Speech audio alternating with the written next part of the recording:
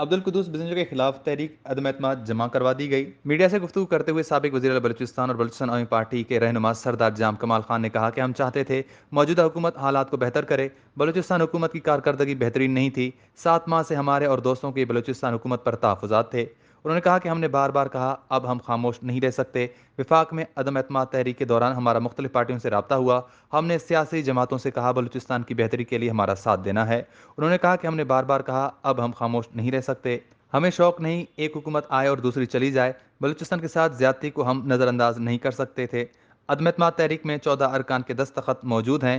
ہم وفاق میں اسے ایک ایجنڈے کے ساتھ گئے تھے۔ جام کمال نے کہا کہ کئی بار کہا بلوچستان کے ساتھ ظلم کو برداشت نہیں کر سکتے۔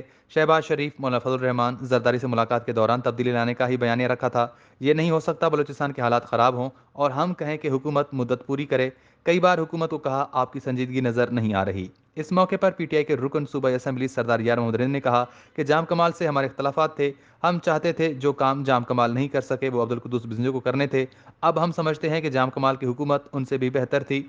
بزنجو سے ذاتی کوئی اختلاف نہیں، ہم نے جام کمال پر کبھی کرپشن کا الزام نہیں لگایا۔ انہوں نے مزید کہا، اس وقت پارلیمانی لیڈر ہوں، عمران خان کے ساتھ جدوجہد کی۔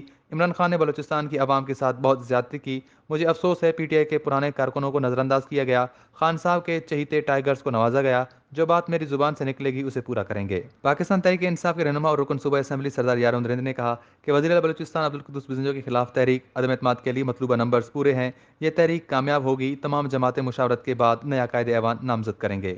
سردار یار محمد رند نے کہا کہ بلوچستان کی موجودہ صورتحال پر بہت فکر مند ہیں۔ صوبے میں بہت بری صورتحال ہے۔ لگ رہا ہے آنے والا بجٹ جناح روڈ پر پیش کیا جائے گا۔ ابھی ہم اسمبلی میں عدم اعتماد تحریک جمع کرانے جا رہے ہیں۔ عدم اعتماد جمع ہونے پر کچھ دوست کھل کر سامنے آ جائیں گے۔ بلوچستان کے لوگ عبدالقدوس بزنجو سے جان چھڑانا چاہتے ہیں۔